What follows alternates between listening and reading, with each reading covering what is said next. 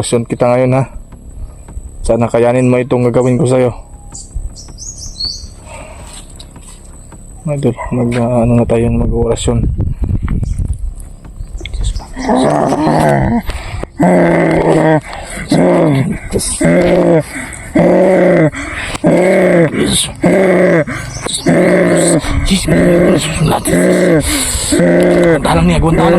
Agwan talang ni.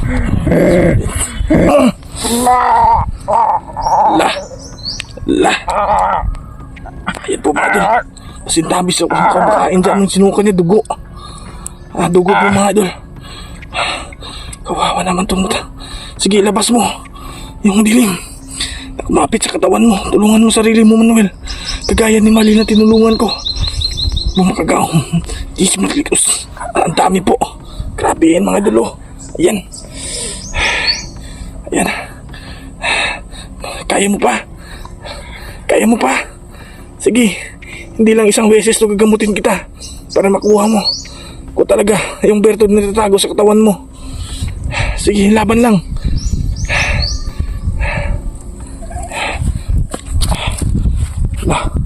Nahimatay po siya mga idol. Nahimatay po siya.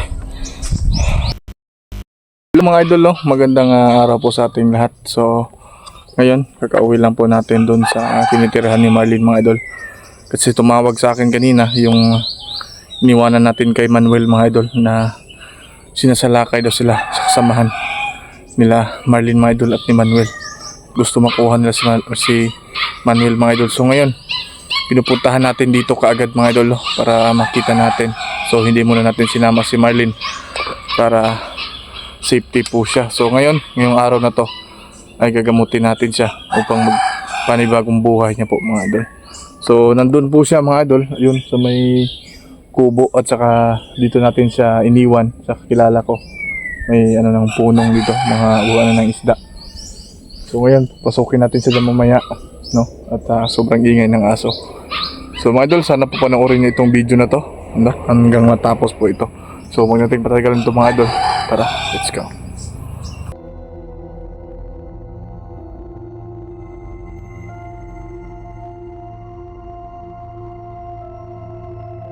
So ayun po mga idol, no?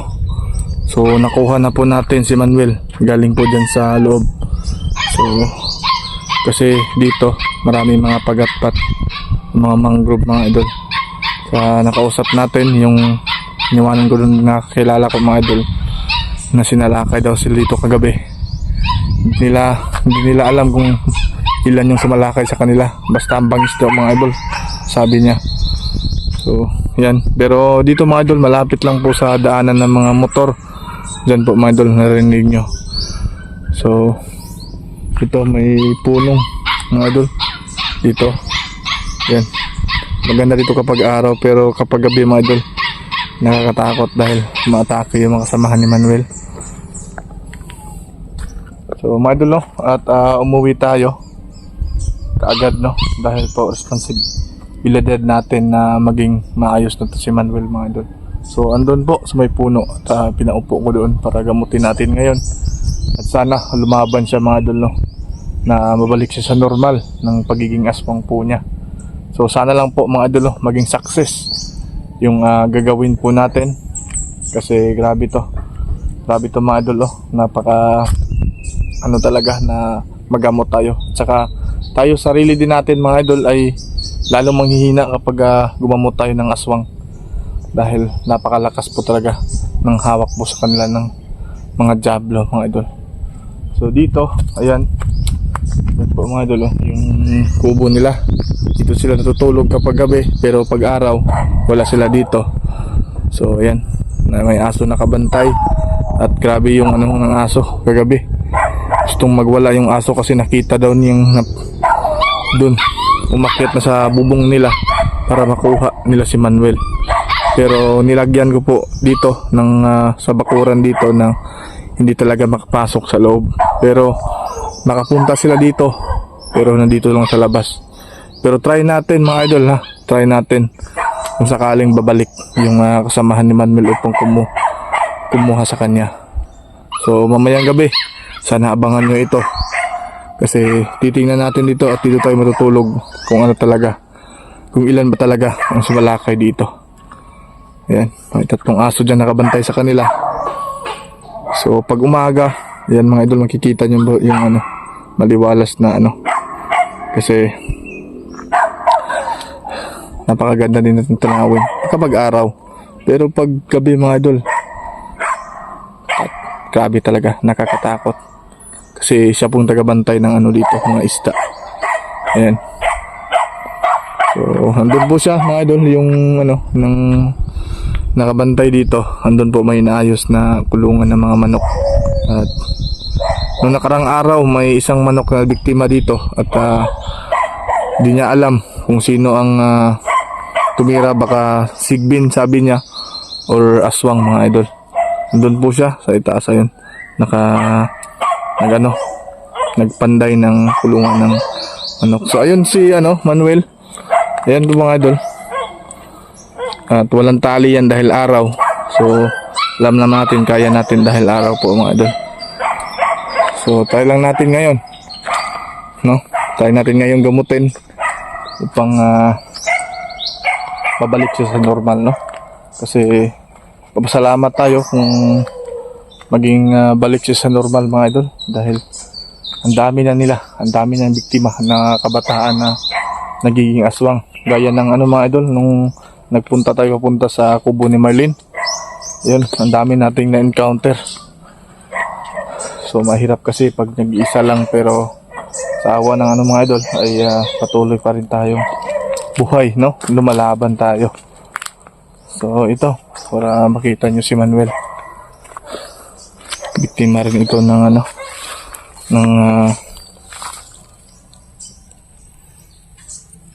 ng mga diablo.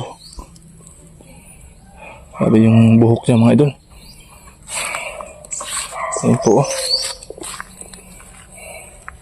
Walang tinik yan pag kinakausap natin, dahil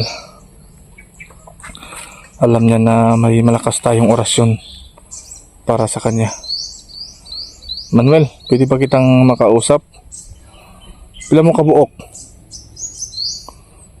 Pila mo kabuok nga, di ba na kay kuan, kung kauban nga isang salakay sa kuha, yung kasama mo na nakatakas? Pwede po ba sabihin sa mga viewers natin o viewers ko na samahan mo ako sa paghanap sa kanila?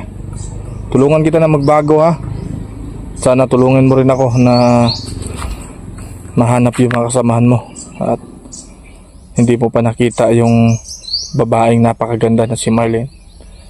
At pag naging normal ka, huwag kang mag-alala, ay uuwi kayo ni Marlene, kasi kilala ka ni Marlene, eh. Huwag ka lang matakot, ha. At ito siya mga idol, oh. Dugay na ka na himong aswang? Ha?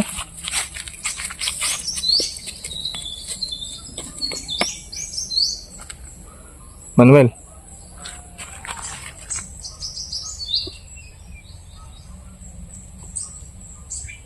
dugay na ka na himong aswang? Lugay na. Madol. So to, orasyonan kita ngayon upang babalik ka sa normal na tao. Sana tulungan mo rin yung sarili mo. Salamat ka sa akin ay hindi kita pinatay gaya ng nung nakaraang araw na mayroon akong binalian ng leeg kasi napakabangis niya. Ayun mga idol, baka magtaka kayo kasi binihisan namin to nung nagpunta ako dito para hindi naman siya nakaano tingnan.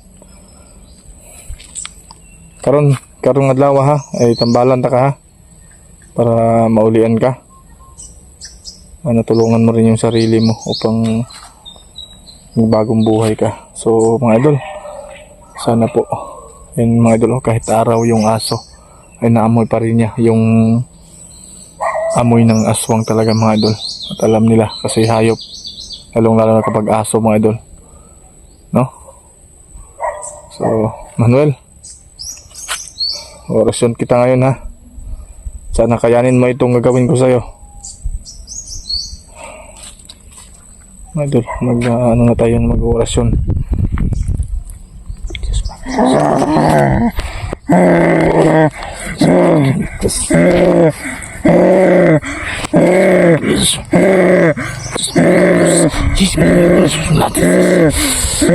Agwantalang niya.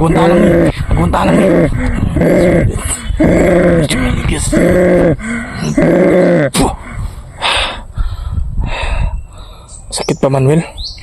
Sakit ba? Grabe yung buhok niya. Mga idol. Grabe yung buhok niya. At gugupitan natin yan. Huwag nabalik siya sa normal. Ha? Agwantahan lang, ha? Ang baho ng buhok mo, Manuel. Napakabaho. So mga idol, kapag nabalik sa normal to, ay may kakilala naman akong barbero. Kung kaya pa natin na gupitan yung buhok niya para normal naman siya tingnan. So mga idol, pasensya na kasi yung kabuhuang mukha niya ay di muna natin ipapakita, no? Para seguridad din niya upang mabalik siya sa kanila, mga idol, at walang nakikilala sa kanya. Dahil kapag ito pinakita natin yung kabuhuang mukha niya, eh alam niyo naman po yung panahon ngayon dito sa atin, ay pag nakilala ka na naging aswang ka, grabe yung pagbubuli sa'yo. Ganyan yung mga ano nila. So Manuel, ay pasalamat ka talaga, ha. So hindi lang yung una na orasyon ko, ha. So ngayon orasyon kita para mailabas mo yung yung tinatago mong lakas, kasi araw ngayon hindi ka masyadong malakas.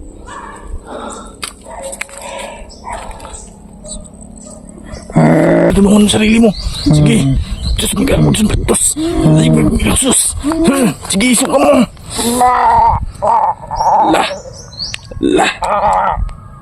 Ayan po, mga idol. Sintabis ako sa kumakain dyan. Nung sinuka niya, dugo. Dugo po, mga idol. Kawawa naman itong muta. Sige, labas mo yung dilim. Kumapit sa katawan mo. Tulungan mo sarili mo, Manuel. Kagaya ni Mali na tinulungan ko. Bumakagaw. Diyos, maglikos. Ang dami po. Grabe yan, mga idol. Ayan. Kaya mo pa. Sige. Hindi lang isang beses to gagamutin kita para makuha mo kung talaga yung bertod na natatago sa katawan mo. Sige, laban lang.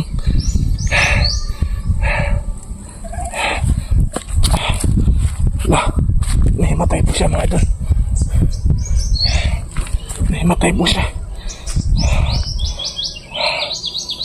Wala, huwag kang mag-alala. Tutulungan kita. Tingnan natin yung yung isukan to. Baka meron pong bertod. Wala pong itim na bertod na nakita natin. Kawawa naman to. So mga idol, papaalam muna tayo, no? Dahil nahimatay po siya. Siguro po yung naisuka po niya galing po sa loob ng katawan po niya. So mga idol, hindi lang ito isang beses natin gagamutin, kasi alam naman po na matagal siya nagiging aswang. Siguro malakas na yung kapit po sa tiyan na sa loob. So sana po ay ito grabe, manghihina talaga ako, mga idol, basta ganitong sitwasyon na magamot tayo. So mga idol, maraming salamat nga pala, no, sa patuloy ninyong pagsubaybay, pagsuporta sa munting bahay po ng channel natin. At mga idol, at sana po abangan nyo ito, dahil try natin na mag-explore dito sa loob ng kubo na to, at titingnan natin mamaya kung anong kaganapan na mangyayari mamayang gabi po, mga idol.